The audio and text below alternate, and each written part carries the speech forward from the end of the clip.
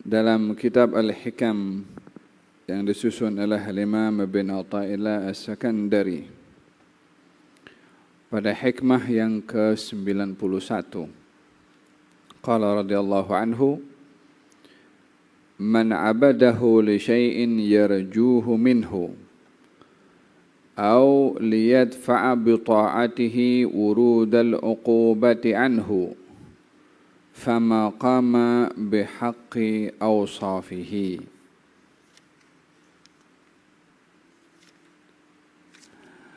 Barang siapa yang menyembah kepada Allah karena sesuatu yang diharapkan daripada Allah, atau menyembah kepada Allah karena ingin menolak dengan ketaatan itu datangnya hukuman dari Allah, maka dia tidak mendirikan sebenar-benar sifat Allah pada ibadahnya. Barang siapa yang menyembah Allah karena sesuatu yang diharapkan dari Allah, atau menolak dengan ketaatannya kepada Allah agar supaya tidak dihukum atau tidak dijatuhi hukuman dari Allah, maka ia tidak menunaikan hak sifat ibadah kepada Allah Subhanahu wa ta'ala. Setiap orang di dalam beramal mesti ada tujuan. Apa saja yang dilakukan oleh seseorang mesti ada yang diharapkan daripada apa yang ia lakukan. Imma mendatangkan sesuatu yang bermanfaat atau mengelak daripada sesuatu mudarat yang akan berlaku kepadanya. Seperti seseorang itu pasang penangkal petir. Ya, dia pasang ada tujuannya supaya tertolak daripada bahaya yang menimpa. Jadi setiap perbuatan seseorang itu ada tujuan.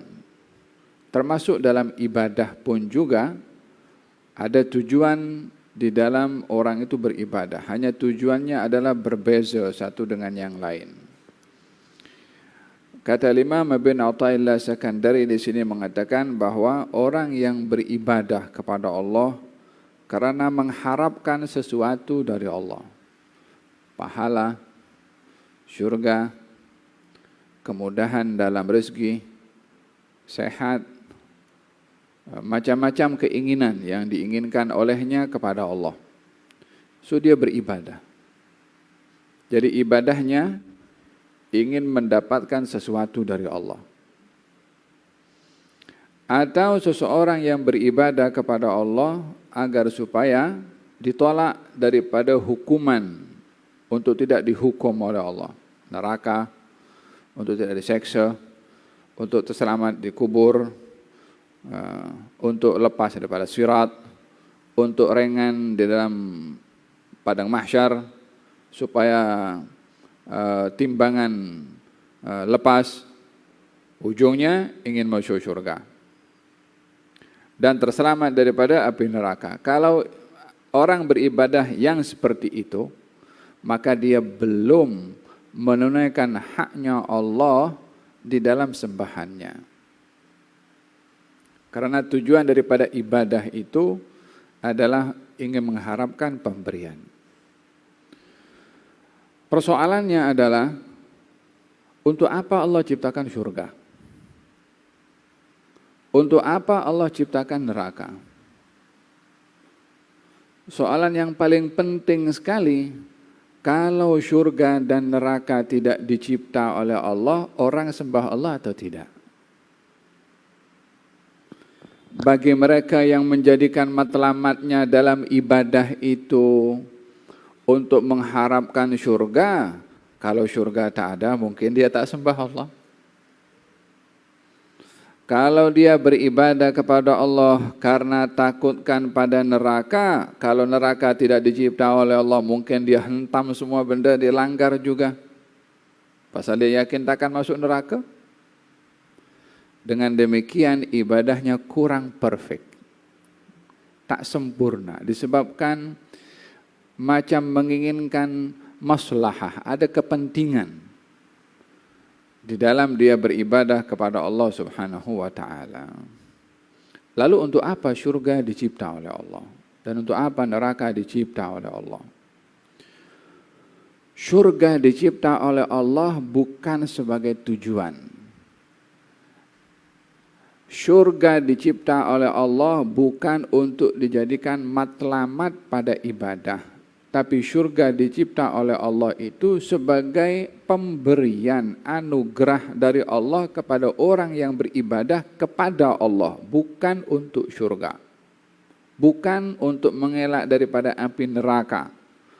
Walaupun tak ada sesiapa yang dia ingin masuk neraka atau tak ingin masuk syurga.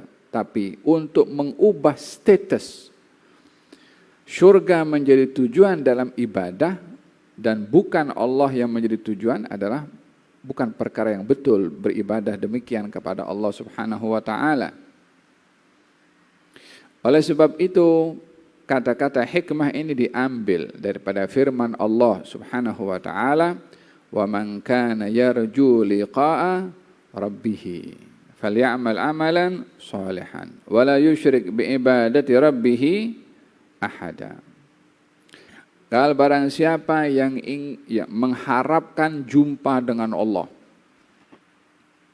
Di mana? Di akhirat nanti. Di akhirat nanti kan penghujungnya orang itu masuk surga atau neraka, waliyadzubillah. Tapi kenapa pada ayat ini dikatakan barang siapa yang mengharapkan jumpa dengan Allah. No, tak ada sebut sini syurga ataupun mengelak daripada neraka. Jumpa dengan Allah. Siapa yang jumpa dengan Allah? Orang yang taat dan orang yang maksiat sama-sama akan jumpa nanti dengan Allah Subhanahu wa taala. Syurga dan neraka itu kemudian bergantung kepada apa sikap hamba ini kepada Allah, barulah ditentukan syurga dan nerakanya. Wa man kana yarju liqa'a rabbih falyamal amalan shalihan. Yang mau jumpa dengan Allah, maka hendaklah dia beramal dengan amal yang saleh. Kemudian wala yusyrik bi ibadati rabbih ahada. Dan janganlah ia menyekutukan bersama dengan Allah apapun juga. yakni tidak menyekutukan pada ibadahnya terhadap Allah hatta menginginkan apa-apa balasan dari Allah. Kata Syekh Muhammad Mutawalli Sya'rawi, beliau mengatakan, hatta syurga pun bukan menjadi tujuan dalam diibadah. Seakan-akan orang beribadah kepada Allah menginginkan syurga, seakan-akan. Ia adalah menyekutukan bersama dengan Allah tujuan selain daripada Allah. Dan dengan demikian, bila syurga dan neraka tidak dicipta, Allah adalah Tuhan yang layak dan wajib untuk disembah. Baik orang itu dimasukkan syurga atau neraka, atau sama sekali tak wujud syurga dan neraka, Tuhan adalah wajib untuk disembah, baik yang menyembah itu diberi balasan atau tidak. Dalam kata-kata beberapa ulama, di sini katanya mengatakan dalam catatan yang ada pada kitab-kitab yang terdahulu, katanya dari min akhbari Daud alaihi salam, di antara wahyu yang diturunkan kepada Nabi Daud, katanya anna awaddal awidda'i ilayya man abadani li ghairi nawal lakin liyu'tiya ar-rububiyyata haqqaha. Orang yang paling aku sayangi, kata Allah, adalah orang yang menyembah aku bukan kerana menginginkan pemberian dari aku, akan tetapi ingin memberi hak ketuhanan sebagaimana wajib ditunaikan. Hak ketuhanannya Allah Subhanahu wa taala. Jadi orang yang beribadah kepada Allah ini diberi pahala atau tidak, dia tetap beribadah kepada Allah. Apa sebabnya? Dia Tuhan yang tak ada selain daripada dia yang wajib untuk disembah. Kalau sembah selain dia pun juga tidaklah dia menjadi Tuhan untuk disembah, untuk apa kita nak sembah kepada yang bukan Tuhan? Termasuk daripada hal ini ciptaan Allah Subhanahu wa taala daripada golongan para malaikah. Dicipta oleh Allah, mula daripada dicipta sampai hari kiamat ianya dalam keadaan sujud. Ada yang rukuk. Malaikat ini tidak terdedah seperti mana manusia dan jin yang berhadapan dengan hisab, berhadapan dengan sirat, berhadapan dengan timbangan, macam-macam. Malaikat tidak demikian. Dicipta oleh Allah Subhanahu wa taala mula awal sampai akhir hanya untuk ibadah saja. Tidak dijanjikan apa-apa oleh Allah Subhanahu wa taala, la syurga atau hukuman kepada mereka neraka.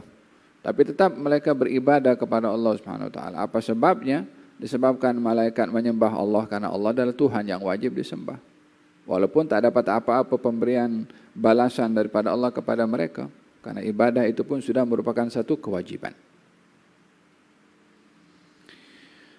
Wa fima nuqila an Wahab ibn Munabbih dalam kitab Zabur, katanya ini riwayat yang kembali kepada riwayat-riwayat Israiliyat, dan kita dalam kaidah kita mengambil riwayat Israiliyat ini tujuannya adalah lil isti'nas. Isti'nas ini khabar atau berita yang tidak terkait dengan hukum hakam, terkait dengan cerita atau kisah atau akhlak yang boleh diambil ibrah, bukan sebagai hukum. Kalau sumber hukum mesti sahih. Wa man adlamu mimman abadani li jannatin aw linar law lam akhluq jannatan wala nar alam akun ahlan li an uta'.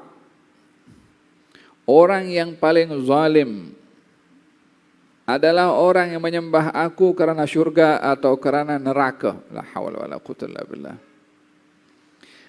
Kalau aku tak cipta syurga dan neraka, bukankah aku adalah Tuhan yang wajib untuk ditaati jua?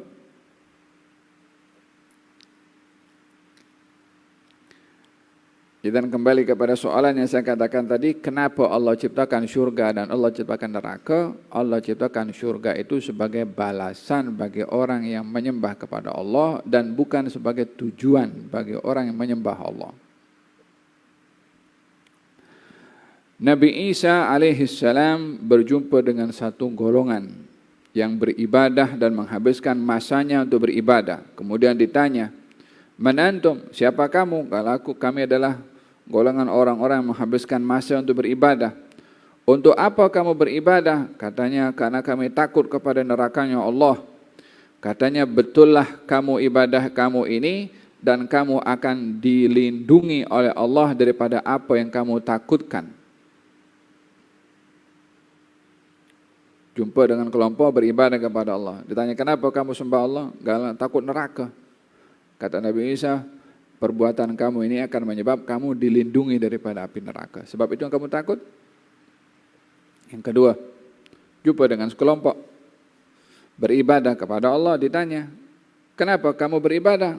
"Karena kami rindu untuk mendapatkan syurga." Maka kata Nabi Isa mengatakan, "Betullah perbuatan kamu ini dan hak Allah kepada kamu atau hak kamu kepada Allah, kamu akan diberi apa yang kamu minta, yaitu syurga." Dia beribadah kepada Allah untuk mendapatkan syurga, maka Allah akan kasih syurga.